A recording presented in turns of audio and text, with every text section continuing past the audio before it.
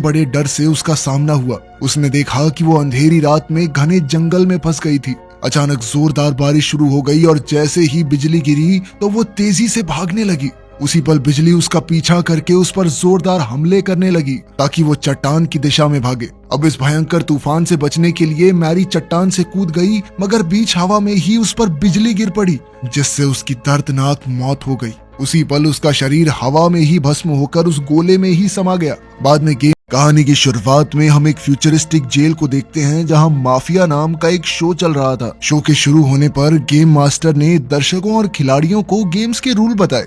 इस गेम में 11 प्लेयर्स थे, जिनमें से 9 आम लोग और 2 माफिया गैंगस्टर्स थे, मगर कोई भी ये नहीं जानता था कि कौन कौन है। इस गेम में आम लोगों यानी सिविलियंस का मकसद था कि वो माफिया को ढूंढकर उन्हें गेम से बाहर कर दें, और माफिया का मकसद था कि वो सिविलियंस होने का नाटक करके गेम में आखिर तक बने रहें।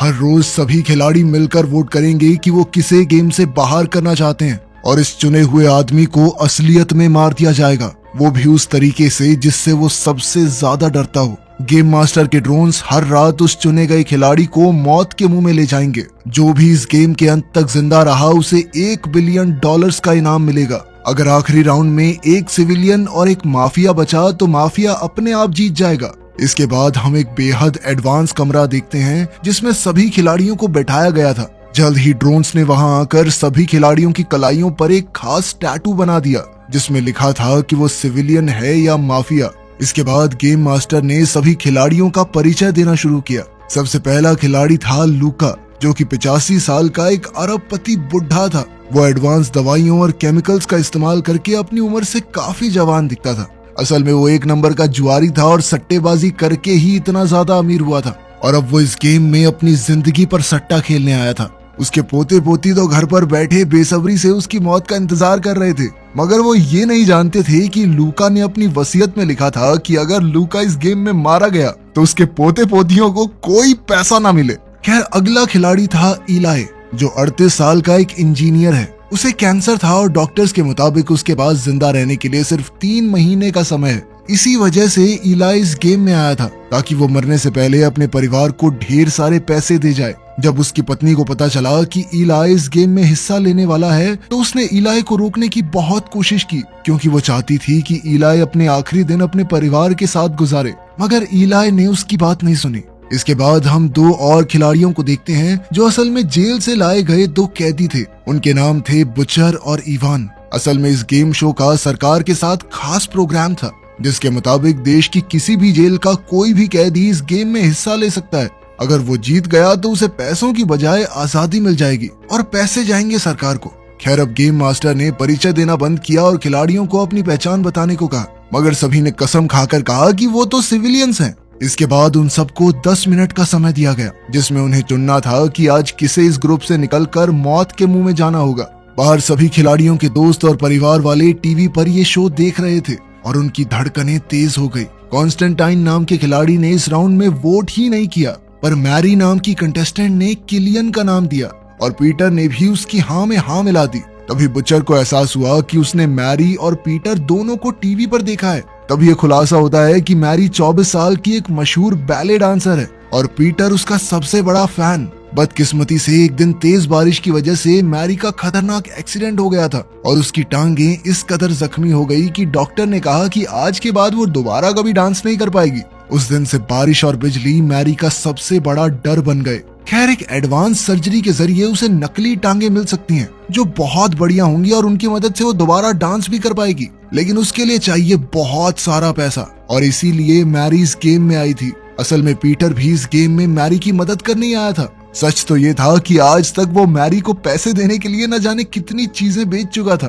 ये आदमी पागल है भाई प्यार में, ये मरेगा पक्का, लिखवा लो मेरे से। लेकिन ये सुनकर मैरी रोने लगी क्योंकि असल में पीटर कई सालों से पागलों की तरह उसका पीछा कर रहा था और मैरी को ये बात बिल्कुल भी पसंद नहीं थी। खैर, बाकी खिलाड़ियों ने जब ये देखा तो उन्हें लगा कि ये तो एक सपोर्टर के साथ आई है, ऐसे तो ये जिसे चाहे एलिमिनेट कर देगी। इसीलिए उन सब ने पहले मैरी का ही नाम ले लिया। उसी पल पीटर ने बीच में आकर कहा कि वो माफिया है, मगर इतने में समय खत्म हो गया था और मैरी गेम की सबसे पहली शिकार बन गई। तब ये बताया जाता है कि उसकी कलाई पर सिविलियन टैटू था, यानी वो एक सिविलियन थी। खैर फिर उसकी कुर्सी अचानक अपने आप छत पर बने एक बड़े से काले गोले की ओर बढ़ने लगी। इधर पीटर ने उसे बचाने की कोशिश की मगर वो अपनी कुर्सी से बंधा हुआ था। उस रहस्यमयी काले गोले में घुसते ही मैरी बेहोश हो गई और अपनी जिंदगी के सबसे बड़े डर से उसका सामना हुआ। उसने देखा कि वो अंधेरी रात में घने जंगल में फंस गई थी। अचानक जोरदार बारिश शुरू हो गई और जैसे ही बिजली गिरी तो वो तेजी से भागने लगी। उसी पल बिजली उसका पीछा करके उस पर जोरदार हमले करने लगी ताकि वो चट्टान की दिशा में भागे। अब इस भयंकर तूफान से बचने के लिए मैरी चट्टान से कूद गई मगर बीच हवा में ही उस पर बिजली गिर पड़ी जिससे उसकी दर्दनाक मौत हो गई। उसी पल उसका शरीर हवा में ही भस्म होकर उस गोले में ही समा गया। बाद में गेम मास्टर ने ऐलान किया कि पहली रात हो चुकी है और फिर ड्रोन सभी खिलाड़ियों के ऊपर उड़कर अगला शिकार ढूंढने को तैयार हो गए। अब की बार सबने बुचर को चुना तो बुचर गुस्से में सबको गालियां देने लगा। खैर फिर उसकी कुर्सी उड़कर काले गोले में समा गई और फिर हमें गेम से पहले हुआ उसका दिमागी हालत का टेस्ट दिखाया जाता है। साइकोलॉजिस्ट ने उससे कई सवाल पूछे मगर बुचर ने ज्यादा जवाब नहीं दिए। उसने कहा कि उसे किसी भी चीज से डर नहीं लगता और बाद में उसने कहा कि वो बेवकूफों की टोली के बीच एक बेवकूफ की तरह नहीं मरना चाहता। खैर अब उस गोले में बुचर का आखिरी समय शुरू हुआ जहां वो एक डरावने से मौत के कुएं में था। जल्द ही दो हट्टे कट्टे पहलवान वहां आए तो उन्हें देखते ही दर्शक जोर जोर से चिल्लाकर मार पिटाई की मांग करने लगे। कुछ ही पलों में दोनों पहलवानों ने बुचर को बड़ी बेरहमी से पीटना शुरू कर दिया और बुचर उनके सामने टिक नहीं पाया। वो उसे उठाकर इधर उधर पटक रहे थे मगर अचानक बुचर ने जमीन से मिट्टी उठाकर उसकी आंखों में झोंक दी और फिर एक बोतल से उन पर हमला बोल दिया। उसने लगातार जोरदार वार करके एक पहलवान को मार गिराया पर तभी दूसरे ने उसे धक्का दे दिया। खैर बुचर फिर भी रुका नहीं और जमीन से चीजें उठा उठाकर अपने दुश्मन पर जबरदस्त हमले करता रहा। उसने पहलवान की हड्डियां तोड़कर उसे मार डाला मगर ये क्या, वो बार बार जिंदा होकर वापस लौट आता था। आखिरकार कई बार मारने के बाद पहलवान वापस जिंदा नहीं हुआ और इधर असली जेल में मौजूद उसके सभी साथी ये देखकर तालियां बजाने लगे। बुचर को लगा कि अब वो सच में आजाद हो जाएगा मगर जैसे ही उसने एक कदम पीछे रखा तो उसका पैर फिसल गया और जमीन पर रखे लोहे के सरिये उसके सर में घुस गए जिससे उसकी मौके पर ही मौत हो गई। उधर शो में पीटर अब भी मैरी की मौत पर गुस्सा था, इसलिए उसने कहा कि बुचर का यही हाल होना चाहिए था। कुछ देर बाद गेम मास्टर ने ऐलान किया कि अब अगले वोट की बारी है पर इस बार उनके पास 8 मिनट का समय था। तभी अचानक कॉन्स्टेंटिन ने कहा कि वो जानता है कि माफिया कौन है। फिर हमें पता चलता है कि बचपन में उसे पहले ही भविष्य दिखाई दे जाता था। उसे सब पता चल जाता था कि कब वो टेस्ट में फेल होगा, कौन सी लड़की उसे धोखा देगी वगैरह वगैरह। जल्द ही लोग उसे ब्लैक मैसेंजर के नाम से जानने लगे और जब वो बड़ा हुआ तो पैरासाइकोलॉजिकल शोज पर जाने लगा। इसके अलावा वो युद्ध के समय में सरकार को जरूरी सलाह भी देता ताकि वो लड़ाई जीत सके। उसका सबसे बड़ा डर था कि वो बुढ़ा होकर नहीं मरना चाहता। खैर अब कॉन्स्टेंटीन ने कहा कि पीटर माफिया है। तब पीटर ने उससे पूछा कि अगर उसे सब पता चल ही जाता है तो उसने मैरी को सिविलियन होने के बावजूद मरने क्यों दिया। कॉन्स्टेंटीन ने कहा कि उसे सारा पैसा अपने लिए चाहिए, वो किसी सिविलियन के साथ पैसा बांटना नहीं चाहता। खैर अब पीटर को लगा कि कॉन्स्टेंटीन ही माफिया है और उसने कॉन्स्टेंटीन को वोट कर दिया। इलाई और लॉरा ने भी कॉन्स्टेंटीन का नाम लिया मगर बाकी खिलाड़ियों ने पीटर का नाम लिया। आखिरकार ये खुलासा होता है कि पीटर भी एक सिविलियन था, यानी कॉन्स्टेंटीन ने झूठ कहा था। इसके बाद हम पीटर की दिमागी हालत का टेस्ट देखते हैं जिसमें उसने कहा था कि उसे मैरी को खोने के अलावा किसी चीज से डर नहीं लगता। पर जब साइकोलॉजिस्ट ने उसे सोचने पर मजबूर किया तो पीटर को याद आया कि बचपन में उसे पानी से डर लगता था। फिर जैसे ही पीटर की कुर्सी काले गोले में समा गई तो उसका सामना जिंदगी के सबसे बड़े डर से हुआ। पीटर ने देखा कि वो समुद्र के बीचों बीच एक कश्ती में था। पीटर तुरंत चप्पू चलाकर आगे बढ़ने लगा ताकि वो आइलैंड तक पहुंच जाए मगर अचानक उसकी नाव में छेद हो गया और जैसे ही उसने छेद को ढकने की कोशिश की तो उसका हाथ कट गया। इसी कारण उसका खून समुद्र में घुल गया और खून की सुगंध पाते ही शार्क्स वहां आ गई। पीटर काफी घबरा गया और फिर से चप्पू चलाने लगा मगर अब धीरे धीरे उसकी कश्ती में पानी भर रहा था। तभी अचानक उसने चप्पू से एक शार्क पर हमला करके उसे मार डाला। जल्द ही बाकी शार्क्स उस मरी हुई शार्क को खाने में लग गई और इसी मौके का फायदा उठाकर पीटर पानी में कूदकर आइलैंड की ओर तैरने लगा मगर अचानक उसने देखा कि आइलैंड अपनी जगह से गायब हो गया था और जल्द ही शार्क्स वहां आकर उसे खा गई। जब पीटर मरने वाला था तो उसे लगा कि मैरी की आत्मा उसे लेने आई है और उसने मुस्कुराते हुए अपनी आखिरी सांसें ली। इधर गेम में रात होने से पहले खिलाड़ियों को एक और खिलाड़ी का नाम चुनने का मौका मिला मगर अब की बार उनके पास 6 मिनट थे। तब हम वॉल्टर नाम के एक खिलाड़ी को देखते हैं जो कि 45 साल का मिलिट्री ऑफिसर था। उसने आज तक अपने देश के लिए कई युद्ध लड़े थे, पर अपनी जिंदगी में इतना मुश्किल वक्त देखने के बाद अब वो गहरे सदमे में था। वो इस गेम में इसलिए आया था ताकि उसकी किस्मत ये फैसला करे कि उसे जिंदा रहना चाहिए या नहीं। असल में युद्ध के दौरान वॉल्टर से एक बहुत बड़ी गलती हो गई थी, जिस वजह से कई जवान सिपाही मारे गए थे। वॉल्टर ने दरअसल इवान नाम के खिलाड़ी का केस टीवी पर देखा था, इसलिए उसने इवान पर बच्चों का कातिल होने का इल्जाम लगाया। तब हमें इवान का परिचय दिया जाता है। इवान बस एक आम स्टूडेंट हुआ करता था, जो एक रात अपने दोस्तों के साथ बाहर जाकर शराब पी रहा था। उसकी गाड़ी की रफ्तार बहुत ज्यादा तेज थी और अचानक उनका जोरदार एक्सीडेंट हो गया, जिसमें उसके 2 दोस्तों की मौत हो गई। इवान और जो लड़का गाड़ी चला रहा था, वो दोनों जैसे तैसे इस एक्सीडेंट में बच गए। असल में सड़क पर मौजूद एक औरत ने उनकी जान बचाई थी, मगर बाद में केस के दौरान दूसरे लड़के के माँ बाप ने अपने बेटे को बचाने के लिए इवान पर इल्जाम लगाया कि वो गाड़ी चला रहा था, जिसके बाद उसे जेल भेज दिया गया। अब उसकी जिंदगी का सबसे बड़ा डर ये था कि कहीं वो जेल में ही मर ना जाए। खैर, फिर इवान ने सबसे कहा कि वो बेकसूर है और उसे बिना बात फंसाया गया है। फिर उसने लॉरा से कहा कि उसने लॉरा को कहीं देखा है, मगर लॉरा ने कहा कि वो एक दूसरे को नहीं जानते। इसके बाद लॉरा ने वॉल्टर पर माफिया होने का आरोप लगाया, तो वॉल्टर ने वापस उसे माफिया कहा। जल्द ही दोनों में बहसबाजी शुरू हो गई, मगर अंत में वॉल्टर ने लॉरा के नाम का वोट डाल दिया और फिर लॉरा ने अपना वोट वॉल्टर को दिया। जल्द ही लूका, इवान और इलाई ने भी वॉल्टर का नाम लिया, तो वॉल्टर गुस्से में चिल्लाने लगा। अंत में कॉन्स्टेंटीन ने भी वॉल्टर का नाम लिया। तो अब बाकी किसी के वोट करने से कोई फर्क ही नहीं पड़ेगा, क्योंकि बहुमत ने वॉल्टर को चुन लिया था। तब जाकर ये खुलासा होता है कि वॉल्टर भी एक सिविलियन ही था, यानी दोनों माफिया मेंबर अब भी गेम में ही थे। जैसे ही वॉल्टर की कुर्सी काले गोले में समाई, तो वो उसी जगह पहुंच गया जहां उसने अपनी जिंदगी की सबसे बड़ी गलती की थी। उसने अपने आदमियों को दुश्मन के हमले से सावधान करने की कोशिश की, लेकिन तब तक बहुत देर हो चुकी थी। जल्द ही दुश्मनों ने उसकी टीम को चारों ओर से घेर लिया और वॉल्टर के फौजी कीड़े मकोड़ों की तरह मरने लगे। कुछ ही पलों में वॉल्टर का ये सपना और भी डरावना हो गया, जब उसके सामने मौजूद दीवारें गायब हो गई और सामने से और दुश्मन उन पर हमला करने आ गए। वो बड़ी बेरहमी से वॉल्टर के फौजियों को चुन चुन कर मार रहे थे।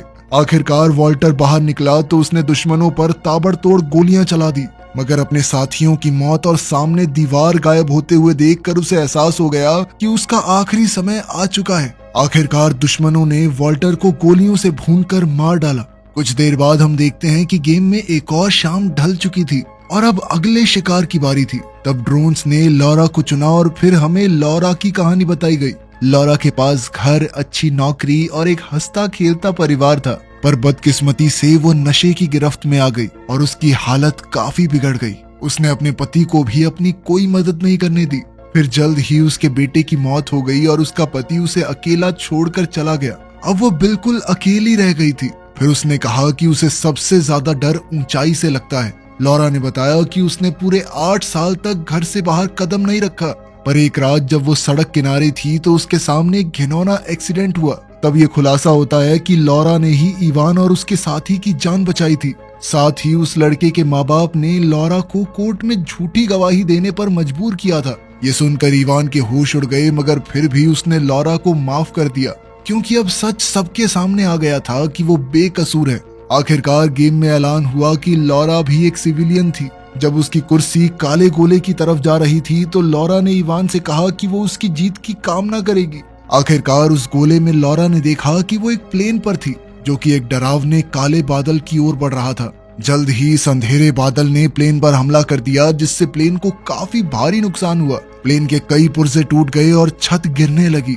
एक एयर होस्टेस उसकी सीट बेल्ट ठीक करने आई, मगर अचानक अंधेरा उसे भी निगल गया। धीरे धीरे प्लेन के सभी हिस्से टूटकर गिरने लगे और आखिरकार लॉरा भी मौत के मुंह में गिर गई। इसके बाद खिलाड़ियों को अगला इंसान चुनने के लिए 4 मिनट का समय दिया गया। कॉन्स्टेंटीन ने तुरंत इवान का नाम लिया, जिससे वहां बहस शुरू हो गई और इसी दौरान इलाई को एहसास हुआ कि शायद कीरन और केट एक दूसरे को जानते थे। कीरन ने कहा कि कॉन्स्टेंटीन माफिया है, पर इवान ने इलाई का नाम लिया। इस वक्त सभी खिलाड़ियों के बीच मतभेद हो रहे थे। कॉन्स्टेंटीन, इलाई और लूका ने इवान का नाम लिया, जबकि केट और कीरन ने कॉन्स्टेंटीन का नाम लिया और इवान ने इलाई को वोट दिया। अब रूल्स के मुताबिक चुने गए खिलाड़ी को सबसे ज्यादा वोट्स मिलने चाहिए, इसलिए ये ऐलान हुआ कि एक बार फिर से वोटिंग होगी। इस बार लूका ने अपना वोट बदलकर कॉन्स्टेंटीन को दे दिया और बाकी चारों ने पहले की तरह ही वोट किया। उसी समय कॉन्स्टेंटीन ने अपने आप को वोट देकर सबको हैरान कर दिया। शो में ये पहली बार हुआ था कि किसी ने अपने आप को वोट दिया था। आखिरकार ये खुलासा हुआ कि कॉन्स्टेंटीन ही माफिया था। इसके बाद जब वो काले गोले में पहुंचा तो उसने देखा कि वो सीढ़ियों से नीचे जा रहा था। फिर अचानक एक आदमी उससे टकरा गया और उसे दादाजी कहकर पुकारा। ये शब्द सुनते ही कॉन्स्टेंटीन गुस्से से भर गया, मगर जल्द ही वो जोर से खांसने लगा और तभी उसके सामने कई शीशे आ गए जिनमें उसने देखा कि वो तेजी से बूढ़ा हो रहा है। अब उसके लिए सीढ़ियां उतरना बेहद मुश्किल हो रहा था। मगर जैसे ही वो अपने आखिरी समय तक पहुंचा तो अचानक कॉन्स्टेंटीन जोर जोर से हंसने लगा। उसने कहा कि मैंने चीटिंग की है। सच तो ये था कि उसे बुढ़ापे से मरने से बिल्कुल डर नहीं लगता था, बल्कि ये तो उसके मुताबिक सबसे खूबसूरत मौत थी। खैर आखिरकार एक और शाम ढली और अब ड्रोन्स ने अगले खिलाड़ी को चुना। उन्होंने इवान को चुना, पर फिर यह पता चला कि वो भी एक सिविलियन था। उसे जाते देख केट की आंखों में आंसू आ गए, मगर इवान ने कहा कि उसे मरने का कोई गम नहीं है, क्योंकि अब यह साबित हो चुका है कि वो बेगुनाह है। जाने से पहले उसने अपनी माँ से कहा कि वो उनसे बेहद प्यार करता है और फिर उसने एक अच्छा बेटा ना बन पाने के लिए उनसे माफी मांगी। अंत में काले गोले में पहुंचकर उसने देखा कि वो एक जेल में था, जहां गार्ड्स उसे सजाए मौत के लिए ले जा रहे थे। तब इवान ने अपने मन में सोचा कि वो अपनी माँ के साथ एक बीच पर है, लेकिन तभी अचानक गार्ड्स ने उसे गोलियों से भूनकर मार डाला। अब इस खेल में सिर्फ 4 लोग बाकी थे, जिनमें से एक माफिया था।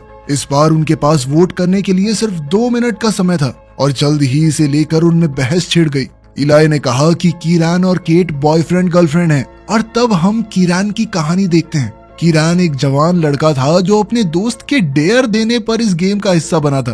फिर गेम शुरू होने से एक दिन पहले उसकी मुलाकात केट से हुई और केट को उससे मिलकर न जाने क्यों इतना अच्छा लगा कि उसने अपनी जिंदगी के सारे राज कीरान के सामने रख दिए। उसने कहा कि उसे ऊंचाई, रेगिस्तान और सपनों से बेहद डर लगता है। फिर उसने बताया कि वो एक अनाथालय में पली बड़ी थी, इसलिए उसे लगता था कि इस दुनिया में उसकी रक्षा करने वाला कोई नहीं आएगा। खैर सच तो ये था कि केट और कीरान दोनों ही नहीं जानते थे कि वो गेम में दोबारा मिलने वाले हैं। खिलाड़ियों की बहसबाजी काफी देर तक चलती रही और अंत में समय खत्म हो गया। अब कंप्यूटर ने अगला खिलाड़ी चुना तो केट का नाम सामने आया। अब उसकी कुर्सी खुद ब खुद काले गोले की तरफ जाने लगी, मगर उसी पल कीरान भागकर उसकी कुर्सी से लटक गया ताकि वो दोनों एक साथ उस गोले में समा जाएं। खैर गोले में घुसते ही उन दोनों ने देखा कि वो दोनों कांच की जमीन पर खड़े थे और उनके चारों तरफ भयानक तूफान मंडरा रहा था। उनके एक कदम आगे बढ़ाने पर कांच टूट जाता था तो अचानक कीरान केट की तरफ दौड़ा और फिर वो दोनों मिलकर एक साथ दौड़ने लगे और उनके पीछे कांच की जमीन तेजी से टूटने लगी। अचानक उनके पैरों तले भी जमीन टूट गई और वो सीधा एक काले रेगिस्तान पर जा गिरे। उसी पल उन्हें एक चट्टान के ऊपर रोशनी का ट्रायंगल दिखाई दिया तो उन्होंने इसका पीछा करने का फैसला किया। जैसे ही वो आगे बढ़ रहे थे तो उनके पीछे की चट्टानें बड़े बड़े सांपों में बदलने लगी। ये सांप उनका पीछा करने लगे तो वो दोनों बहुत तेजी से दौड़े, लेकिन फिर अचानक उनके सामने एक भयंकर मॉन्स्टर आ गया।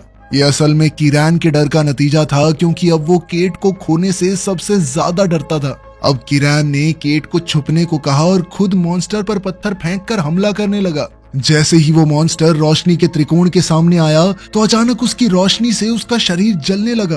अभी कीरान की नजर मॉन्स्टर के गले में लटक रहे दूसरे त्रिकोण पर पड़ी। अब वो तेजी से दौड़कर मॉन्स्टर की टांग पर चढ़ा और उसके गले से त्रिकोण चुरा लिया।